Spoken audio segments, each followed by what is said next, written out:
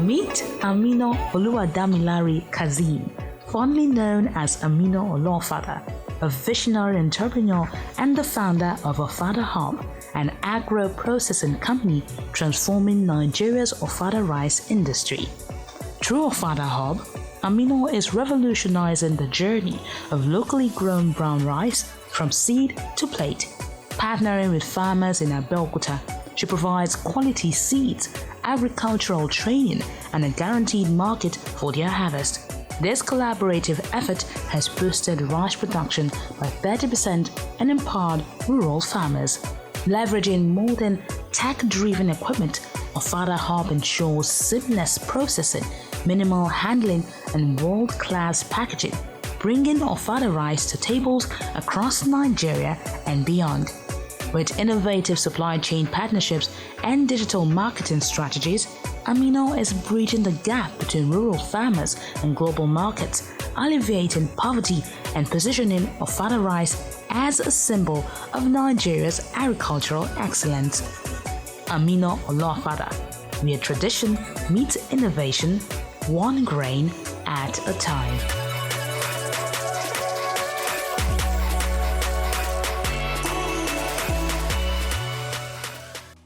Hi everyone, my name is Amina Kazeem. I am the founder of Ofada Hub Nigeria Limited. Ofada Hub is an indigenous agro-processing company that is ensuring a healthy and safe processing of one of Nigeria's locally grown rice, popularly known as Ofada rice. We partner with smallholder farmers in the western region of Nigeria to ensure that this rice is adequately processed in safe and hygienic conditions, and we proceed to process for consumers and other businesses. Ofada Hub has been in existence for 8 years, and in these 8 years, we've been able to promote this locally grown rice to the shores of the world with over 5,000 individuals and other businesses, both here in Nigeria and in diaspora that we supplied. We've also launched other complementary products to make the consumption of this local rice easier. So if you are familiar with Ofada rice, there's a special sauce that has to be made with it, which requires you bleaching palm oil before you can make it. So one of our journey as a business is to make sure that we bring not just healthy food products, but ease and convenience to the consumers. And that's why we've launched the Ayamase oil, which is the bleach palm oil. This makes it, it's already bleached for your Ofada sauce, and you just have to put on fire and make your Ofada sauce. We also have the dry pepper blend. Yeah, it's the dry form, and it's for our consumers and Nigerians in diaspora who cannot take along the fresh pepper. So we already processed it to the dry form, and all you have to do is, soak in hot water and get your Ofada sauce. So basically, that is what we do at Ofada Hub, bringing convenience and ensuring you have healthy, well-processed Ofada rice at every point in time. Running this brand in the past 8 years, one of the most defining movements for me that made me know that I'm really doing something good was earlier this year. I was named as one of the top 50 MSME founders by MSME Africa. And also I launched the Food Business Growth Masterclass. We just concluded the maiden version. So what is the Food Business Growth Masterclass? In my journey being an entrepreneur and being in the food business space, one of the problems I majorly faced as a food business founders was one, lack of access to mentors. I can say at the time when I started, I searched the streets of Instagram looking for someone who was doing something similar, I could walk up to, and there was none. So I had to go through the phase of doing everything all by myself, and it was really hectic. One of the challenges I also faced was access to funding. So the food business, generally, we operate on a very low margin, and what makes it up for us is the volume that we do. And in the beginning, you don't get to do this volume. So what helps you speed up your growth is the access to funding. So in the early days of my business, I started out this journey of seeking external grants, finances, and support early enough. And, the food business is very huge, and you can just walk up to somebody and say, "Oh, I do Ofada rice," and they just wonder, so what is it about Ofada rice? So you have to be able to define what makes you stand out as a food vendor. And that's why I launched the Food Business Growth Masterclass. It's a program it's a subsidiary of Ofada Hub that aims to train other food businesses who are just starting out on how to be investor ready, how to position themselves, how to define and separate themselves from other food business founders, and how to access funding. So this year I was able to train 20 food business founders, and I was also able to give financial support to 4 out of this food businesses. So that is the redefining moment for me. The feedbacks, the positive feedbacks and reviews I've gotten so far is a conviction that a lot more people are on this journey and they need the support. And I'm glad that I've gotten to a point where I can give back to not just my immediate community, but to other food business founders. So I started Ofada Hub from a pain point in my life. Growing up in Ogun State, I spent the first 24 years of my life in Abeokuta, Ogun State, and Ofada rice was a normal household food. Later on, I found out it was a special delicacy for a lot more people who grew up in other states. They only get to eat it when they go for all those Owambe special occasion. But for me, it was a normal household food. And going into the university, I always had it in excess. I would give my friends. They knew me for it in uni. But through these 24 years of my life, one thing I never knew was how healthy this rice is. The only thing people basically know, and Ofada rice is synonymous to, is the stones, the chaff, dirt in it. You see people say, "Oh, I don't eat Ofada rice because when I had it one day, I almost broke my tooth." That was what it was known of. Nobody was talking about the healthy attributes, how better alternative it was to the regular rice, how it is as good as the basmati rice we all are craving about, and all of that. And I didn't even realize it myself until a father figure in my life was diagnosed with diabetes, and during the course of his treatment, his doctor told him to stop consuming the regular white rice and he should replace it with a healthier choice, which he recommended Ofada rice. That was very shocking for me because I'm like, I don't understand Ofada rice, because it was a normal thing for me, and that led me to reading more, doing findings. I started Googling, what is it? Why should it be a better alternative for a diabetes patient? And I was shocked about the things that I found out on Ofada rice, and that was the redefining moment for me. Prior to that time, I was a makeup artist and I just learned videography, professional photography for my makeup business, and I stopped all of that and commenced my Ofada journey. So it started from me picking stones out of the Ofada rice for my other dad in my life, so it can easily consume the Ofada rice. And from there, I realized how much more people would be willing to get this thing from me, and what makes me stand out. Why will somebody want to buy from me rather than go to the market? All of these questions were what prompted me to say, you know what? I'm about to do this business and I'm going to be different from the market women, and you are going to buy from me. And in this course of 8 years, not only have I introduced, we have this Ofada rice. This is our smallest pack. This is the 2.5 kg size, by the way. We have it in bigger sizes. We have the 5 kg, we have the 10 kg, the 25 kg, and the 50 kg size. We supply to both retailers, wholesalers, African stores in diaspora. We offer white labeling, private labeling, just name it. And we have also launched complementary products for ease of consumption. Some of the complementary products are, the dry locust beans. We have this is the locust beans that we all know for your Ofada sauce, but this has been dried and makes it easy for export. So now we have people who do not like the locust bean because they do not like the sight of it, or they just don't like to see it in their meal. And locust bean is a healthy natural spice from Nigeria that our parents, our grandmothers used in the olden days. So it's a very healthy alternative. So what did we do? We introduced the Iru seasoning, right? This is a blended version of the dried locust bean. So you get to still enjoy the healthy benefits of locust bean without the sight of it in your meal. So all of this is to ensure that we bring ease and convenience to our consumers. Amina, Hi. I love this name, Amina Olofada. So tell us a bit about it. I like to just hear some backstory about Amina Olofada. So my name is Amina, right? And it wasn't, I don't think it was planned. So, in this course of social media, Yeah. marketing your business, I think I mentioned earlier that at the time I started, I tried to look out on social media for people who were doing something similar and I could walk up to. And there was none, right? I searched and searched of other rice.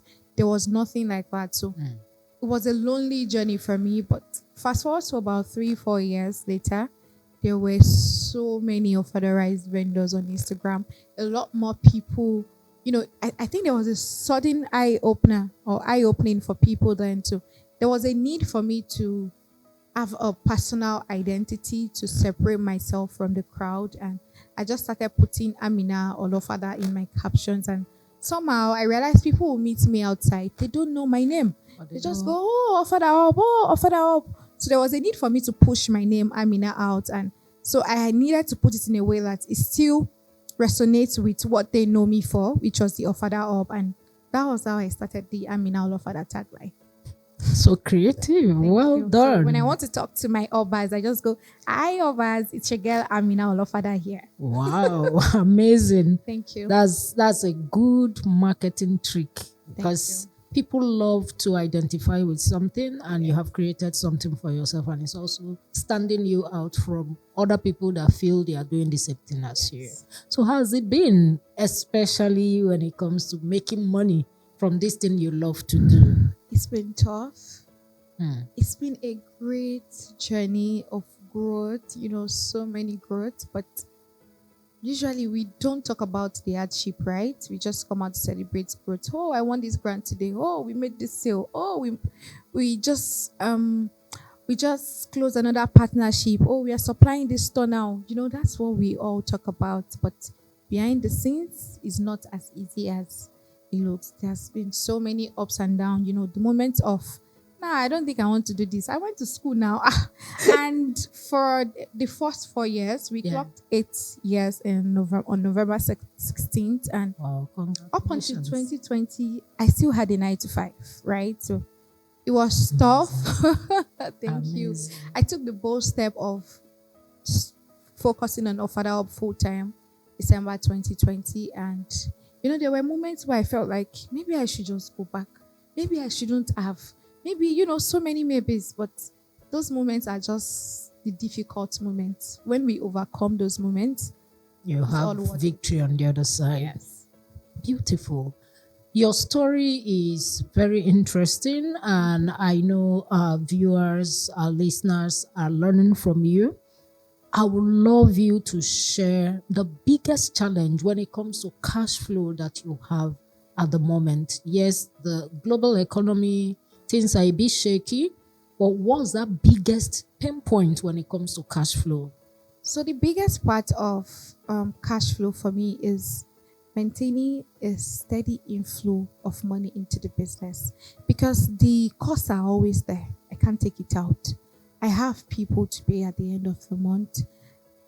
And one of the biggest challenges for me has been the Ofada rice farmers. So what we are majorly known for is the Ofada rice, right? And in the past 1 to 2 years averagely, there's been a big problem for farmers in the Ofada rice business. There's been a shortage of supply. We do not even have the supply to make it up with the current demands that we have. So it's been really out of season and it's been a major problem. So I have people who would do the same businesses, but Ofada rice is just a sub-product for them, right? And in the course of this year, I had to call somebody that, well, how are you going through it? I said, oh, I've not even stocked it throughout this year. It's easy for them to just do away with it because they have other product. It's not. But for me, I can't do that. Imagine coming to Ofada Hub and I say, oh, there's no Ofada rice. How does that even sound? Right? So they need to constantly be at the mercy of the farmers. And for me to keep having this cash flow, because there are people that will come, oh, I want to buy this, I want to buy that. When you say there is no Ofada rice, they'll just be like, oh, wait, they don't buy the other products because basically they are complementary products, right? So that has to be there. So the problem for me is because of the need to constantly make it available, so to keep the cash running, right? I've had to be at the mercies of the farmers. I've had to, dance to their tunes. This is what they want. And I know somebody watching me right now will say, why are you not doing the farming yourself? So in 2019, I tried that. one of the things that I have access to as a business owner is support from family, right? So when I told my family members, my parents, I wanted to farm, they gave me a free land in Ogun State. So everything was at my call and beckon. But I lost everything. And it was a very tough moment for me in my life. I cried for 6 months. I was battling that phase. And it just made me realize that I can't be on every point of the processing, right? I can't be on every value chain. Yeah. I'm on the processing end and I have to focus on the processing. So what I should be focusing on is how to bring partnership with the farmers that can make my processing easier, right? And a lot of these farmers are not educated. They are really, really olden days people, rural people. And sometimes to make them see the brighter future in things, they don't get it. They just want the money now, and they say, oh, this does not make sense. Because you can't wake up one morning for no reason, say, this is how much you want to sell today. That is what they do.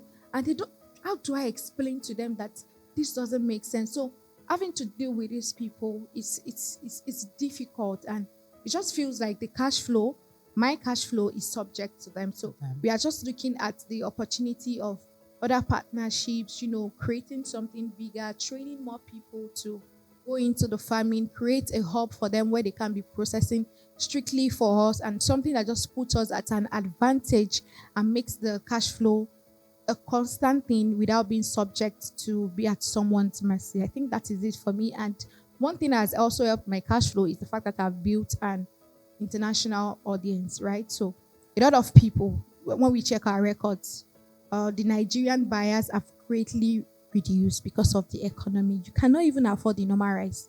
So what are you looking for buying Ofada rice, right? So the international market has helped my cash flow. And this year I also managed to, start up the Canada branch. So we now kind of earn money in dollars. So that's kind of helped us. So I would say for every business owner, before the problem comes, look at how to penetrate, especially now that a lot more people are on the jackpot moment, right? So your market is greatly growing outside the country. Leverage on the market. Wow. Well done. Thank you. Thank you. And I would also like to advise or recommend these farmers, some of them are going to pass on the farming to their children. Yeah. But while they are still here, one of the things you could do, we might think they don't want to listen. They are also in the same crunch as every other business. So what you could do is actually get people to teach them in the language they understand. Also educate them to understand how valuable they are to the value chain. Sometimes people don't know how they fit in and how relevant they are in a particular space. That education, when it happens, it softens the heart. It shows them where they actually sit, and when they understand their importance and what the impact on the economy, not just you, they will begin to change. Okay. And when they pass on to their children or whoever, they will also pass down what they have learned. So it's a curve that you and other people in your space will feel, because it's not something you can do alone. We'll partner with government agencies as well, or even people that want to support in the agricultural space. Education, if not, we will not have anything tomorrow. Right.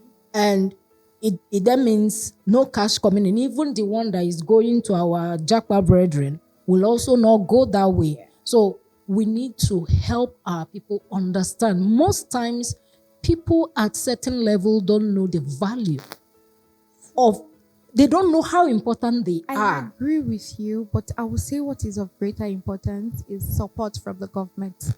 The farmers know their value. As a matter of fact, they overestimate their value. Wow. So they know you are at their call and beckon. And there's no food without them. There's no you without them. So they've kind of placed a higher value. They are very important, don't get me wrong, but they overemphasize that importance. So I think what is of more need is support from the government. They don't have that much support, right? So the food The rice that we import and they are reasonably cheaper than the locally grown rice, it's because the countries they are coming from, they benefit subsidies from their government. So they only get to pay a certain percentage, the cost of what they've spent in production, because the government has covered a huge part of it, right?